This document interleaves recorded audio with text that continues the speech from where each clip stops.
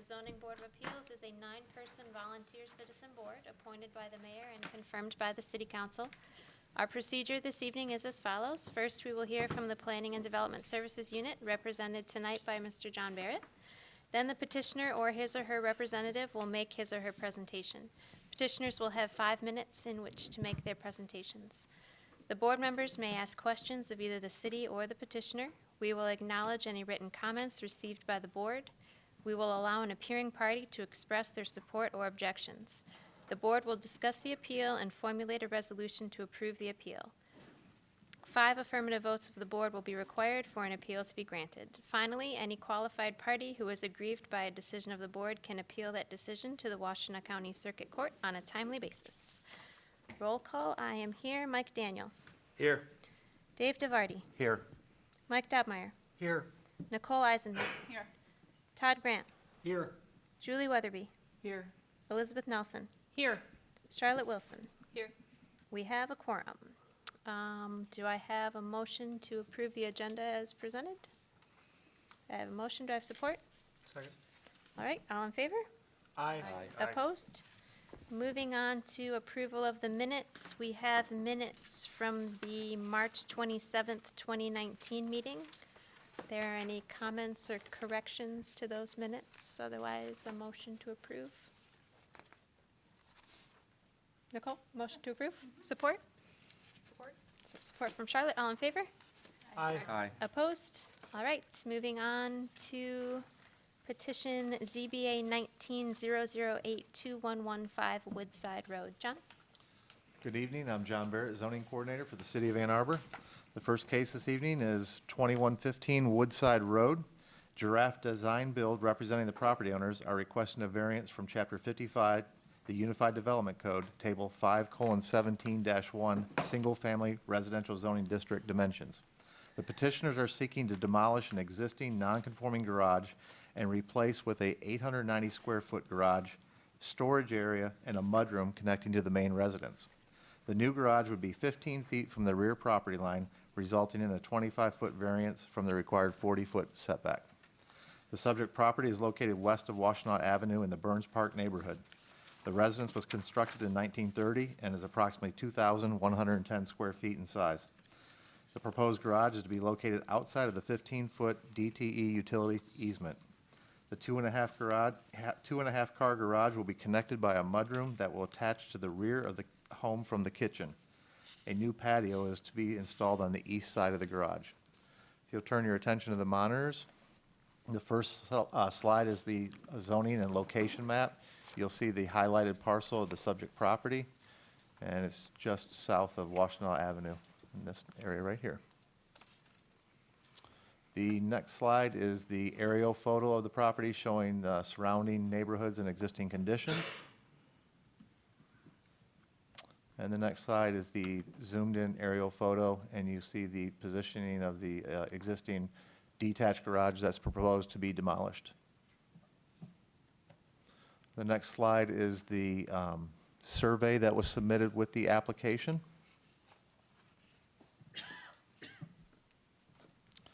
And the next slide is a proposed site plan showing the 2.5-car garage with storage and a mudroom, which will be connecting to the rear of the home. And you see the adjacent patio. The next slides are 3D drawings or conceptual renderings of the view from the street of the proportions or the relationship between the two structures and how at once construction is complete. These are photos that were submitted with the application by the applicant. And the next series of photos are the photos that I took when I completed my inspection. You see the front of the subject property. This is looking down the driveway at the existing detached garage and the side of the east side of the home. This is looking at the rear yard. This is the back of the home where the connection to the proposed structure would take place. Just a different render or different perspective of the rear yard and looking at the adjacent property to the west. Looking at the eastern side elevation of the property, a little bit of the driveway. Just another perspective of the home to the west, or the east, excuse me. This is the eastern adjacent property, next door neighbors. The other side, the western side neighbors, and the properties directly across the street. I can take any questions at this time. Thanks, John. Any questions for staff?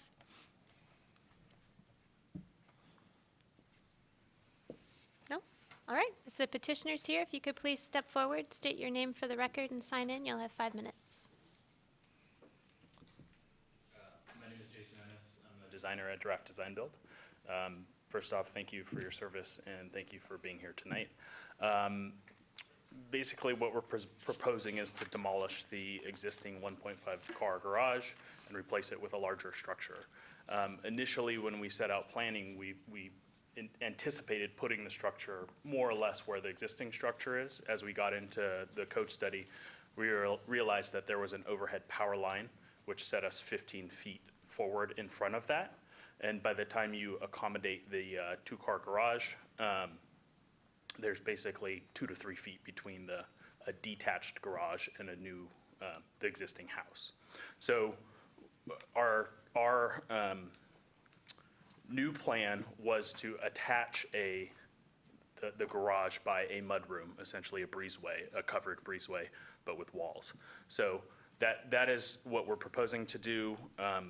When looking at it from a 3D massing perspective from the street, whether it's a detached or attached garage, I think has no visual impact to the neighborhood and the street view. We did look at what a garage on the front of the structure would look like, and we feel that given some of the adjacent properties and given the character of that house in particular, that a front garage, that basically the rear garage makes the most historical context, it keeps the character of the house and the neighborhood. So I think that's it as far as what I have, if anyone has any questions for me or. Okay. Thank you very much. Any questions for the petitioner? I guess Yeah, Mike? I have a question. So can you explain to me a little bit more about what's going on with the electrical? And, yeah. just So talk more about my that. understanding is that any new construction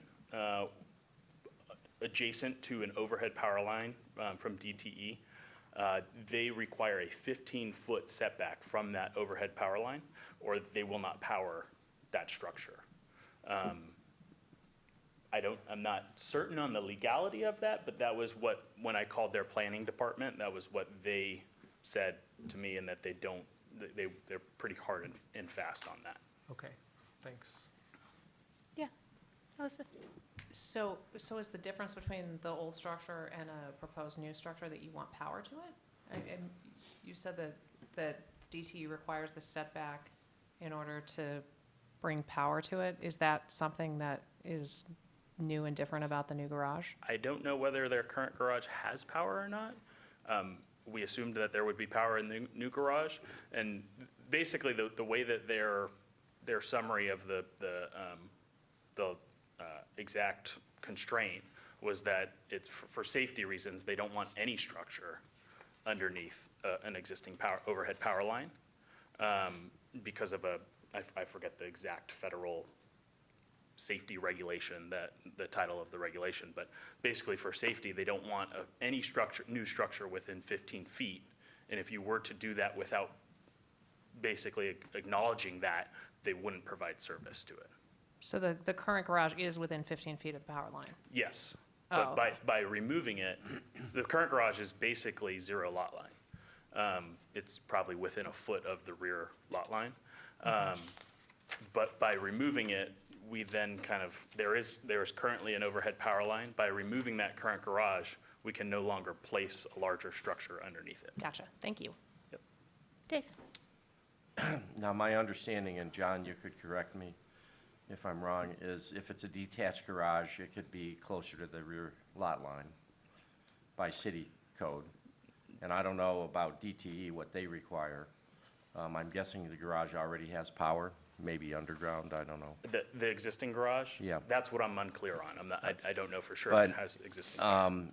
The setback is triggered when you attach it to the house.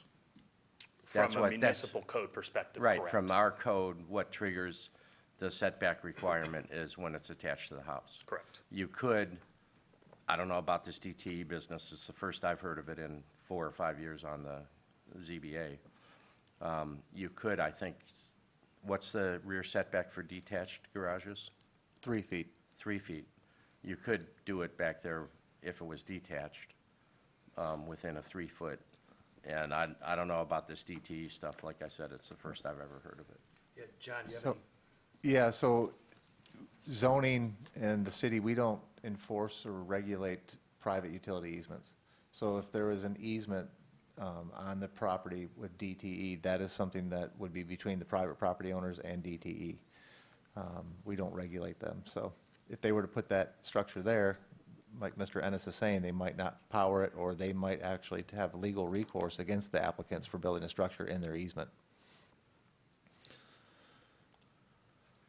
Dick? I just want to say, I think DTE goes around flexing its muscle. I don't believe they have easements on all these properties, and you'd have to look at the deed to see what sort of easements exist. Sure. Yeah. And if there is no easement, legal easement, then there is, I think you've got DTE. I think they're just flexing their muscle and saying, we don't want structures that close. It's like they come around to my backyard cutting down trees because they don't like trimming them into weird shapes, because they don't like the branches so close to their lines. Any other questions yet, Mike? I'm sorry, I guess taking a step back, why demolish the existing garage? Is there something structurally wrong with it, or? It's not in the best shape. It would probably still stand for, another couple decades if left to its own devices and weather. It's more of an upgrade. They, living in the 21st century, they have 2 cars, they have bikes, they have things like that. So that's the premise of the project, as well as the patio, and then the addition of a mudroom. From a feasibility standpoint, given DTE, whether or not that's a legal ramification and their desire to have us 15 feet from that overhead power line pushes that garage way forward unless it was on the front of the house. That's kind of where we stand, and if it was still there is room for a detached garage, but it's literally within 3 feet of the adjacent house, which just creates a narrow alleyway. And I guess my whole argument is that from a character standpoint, I think it's the best solution, from a character of the house and character of the neighborhood. Thank you. Any other questions for the petitioner? Okay, thank you very much. Is there anyone else here to speak on this petition? I do not believe we received any correspondence on this petition, so with that, we are in discussion. Todd? So I'm leaning toward yes on this because the comment I found was incisive, is that if it were a detached garage, it wouldn't be a big deal. But to do that, you're only several feet away from a home. So enclosing that space is not going to visually impact anything and provides a mudroom without really compromising the layout of the lot. So it's a little bit of a push. It's not that it's absolutely necessary to do this, but given that they could do a detached garage, I don't see any additional harm in enclosing the last several feet and actually attaching it to the house. That's sort of where I'm going. Mike, you look like you're going to say something. Well, yeah, I mean, I generally agree with Ty. The claim by the petitioners of the DTE restriction, I feel like I'm not in a position to know if that's accurate or not, right? If we're not getting any kind of official endorsement from the city on that, then I can't let that influence my decision either way. They could write whatever they want that DTE is telling them, and I have no idea if it's true. So, but that aside, even if they weren't making that claim, I kind of tend to agree with what Todd said. So I'm leaning towards yes, with giving zero credence to the DTE claim. Dave? I'm torn on this. I looked at the site earlier today. It seems that this, architecturally, I think it's a nicer presentation to the street. And by the way, this is Ives Woods, not Burns Park. The problem with, what would influence me to be against this is once we grant this variance, this homeowner or a subsequent homeowner could add a story above the garage.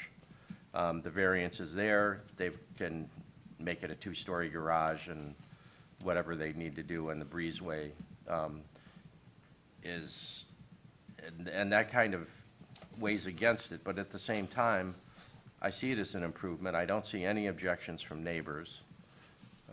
So I kind of lean towards it, but with the, kind of the fear that are we setting some precedent here that people can kind of create a back door to put two-story garages that go into these rear setbacks?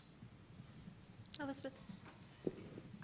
It might have been mentioned before, but I need to be reminded, what is, if it was detached, if the mudroom was not there, what is the actual distance that it's described as a narrow alley, but how many feet would it be between?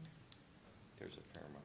It shows 3 feet, 2¼ inches, I believe, between, for the proposed plan number 1 in your packet. And that site plan, I think it shows 3 feet, 2½ inches between the two structures. Between that back of the house and the front of the garage. Okay. Is there, just out of curiosity, is there, I mean, apart from it being enclosed, is there any restriction on somebody just putting a roof over that?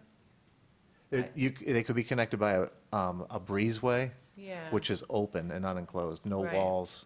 Oh, But okay, once there's you no connect it with walls, habitable space, a fully enclosed structure, then it becomes an attached structure.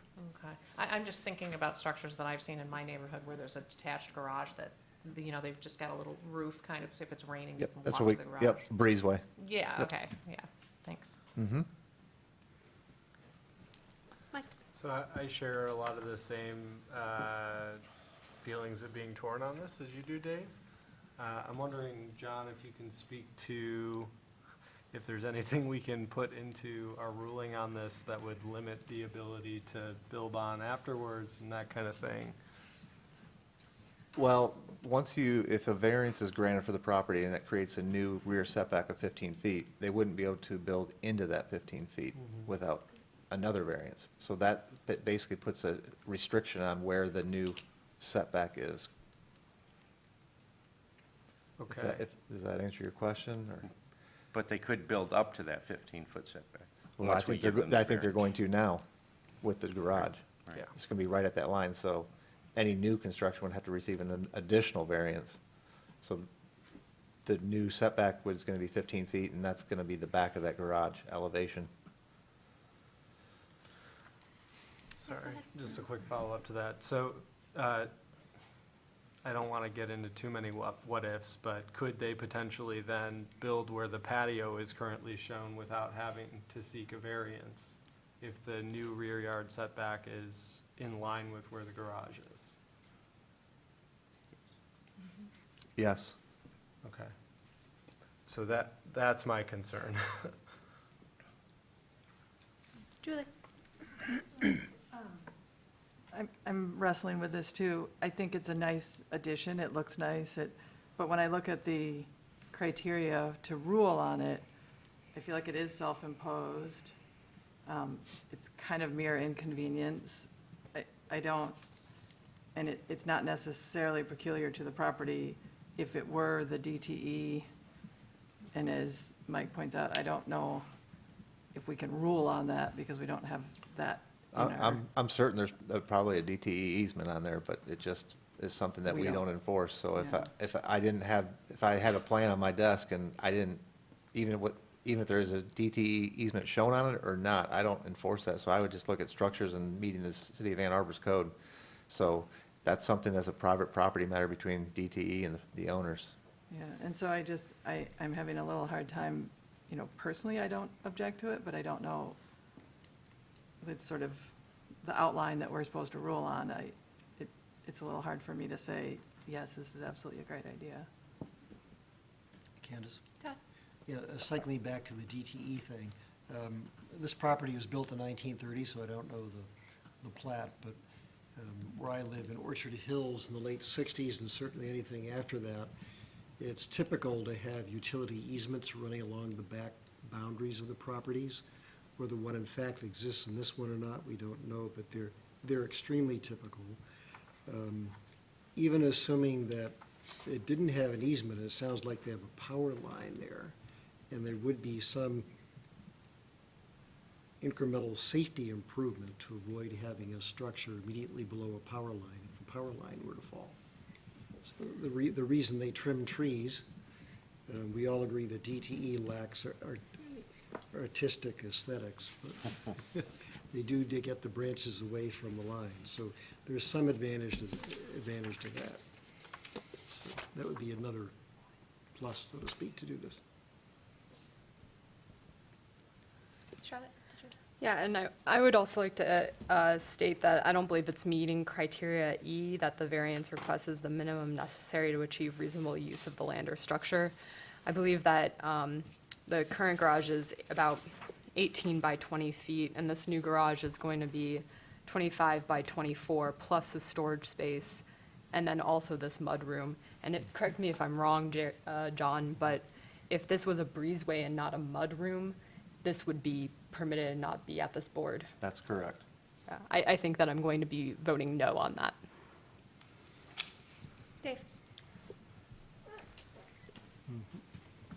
I came to this not knowing how I would vote, but I do want to correct the impression. The garage where it is now, there is a substantial, it's like 20 feet or more, potentially between the garage and the back of the house, so it's not like there's just a 3-foot alley. As I listened to Charlotte's argument and Julie's, I think I'm going to have to come down against this. I think there are ways to approach this and keep within the setback, even moving it up a little bit. I see on this one piece that we have with the dotted red line that there is the possibility of moving the garage up next to the house and having it be attached if the goal is to have something attached. Or to keep the garage the way it is, it looks like it needs a new roof anyway, but whatever else you need to do. So I think Charlotte and Julie's concerns about meeting our criteria really caused me to have to vote no on this.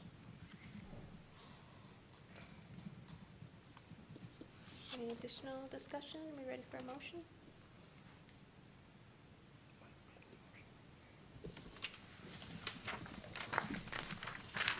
Mike?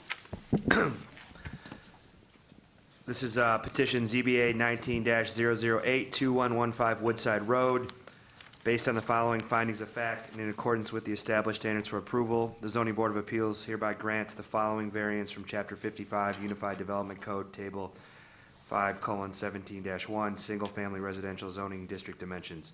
A variance of 25 feet from the 40-foot required setback to allow construction of a 890-square-foot garage, storage area, and mudroom connection to the main residence.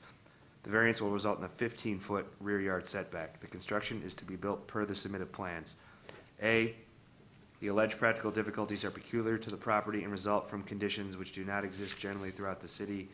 B, that the practical difficulties which will result from a failure to grant the variance include substantially more than mere inconvenience, inability to attain a higher financial return, or both. C, the variance, if granted, will not significantly affect surrounding properties.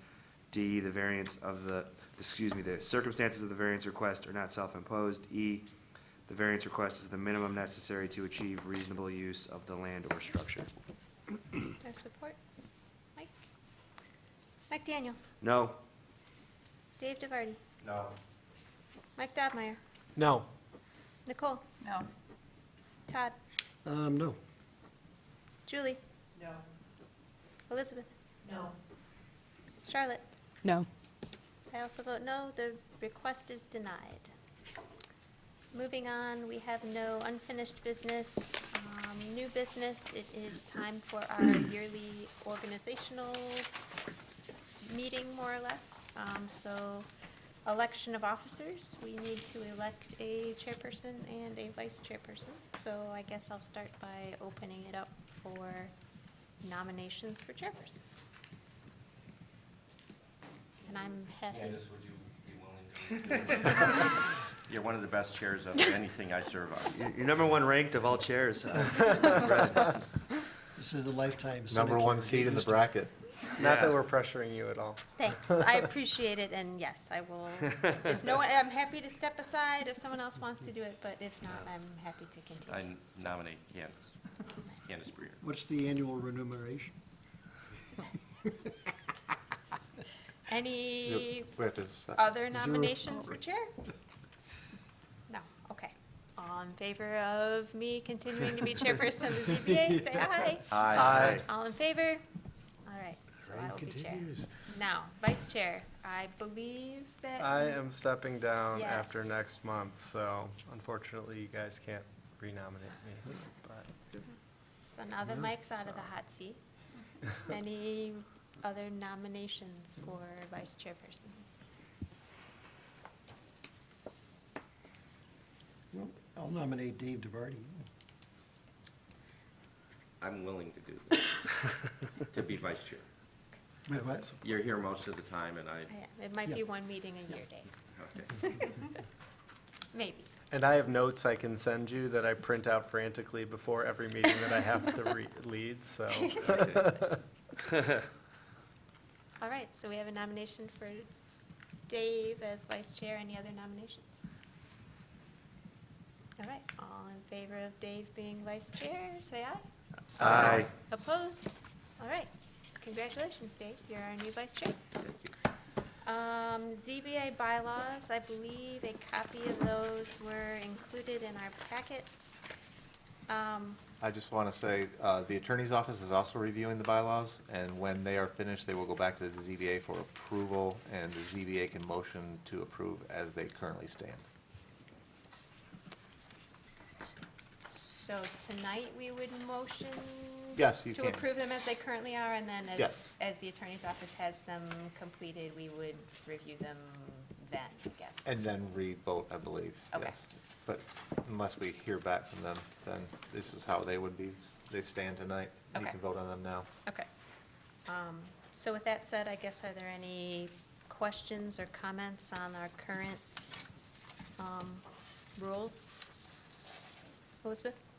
Are these changed in any way, or are these what have existed for a while? Are there any do these reflect any recent changes? I think these have been our rules for 5 years-ish. Oh. It's I was not been a notified of while. any changes Okay, from all last right. year, so. Thanks. Dave? Just a question. The council person, it says they serve ex officio, what does that mean? Does that mean they can't vote, or they're not counted toward quorum?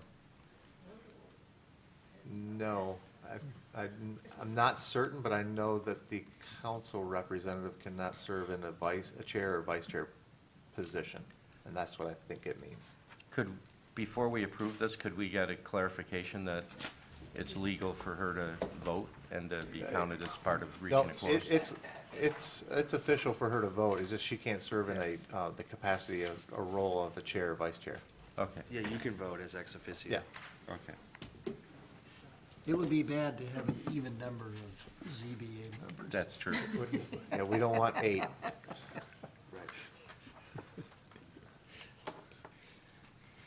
Any other questions on the rules, or I guess we have a motion to approve the rules as they are currently presented? Julie? Okay, so we have a motion from Julie, support from Mike, all in favor? Aye. Opposed? All right, moving on to reports and communications. We have none. Anyone from the public who wishes to speak? Seeing no one, do I have a motion to adjourn? Motion from Charlotte, support from Mike. All in favor? Aye. Opposed? We are adjourned. Thanks, everybody. Thank you. Thank you.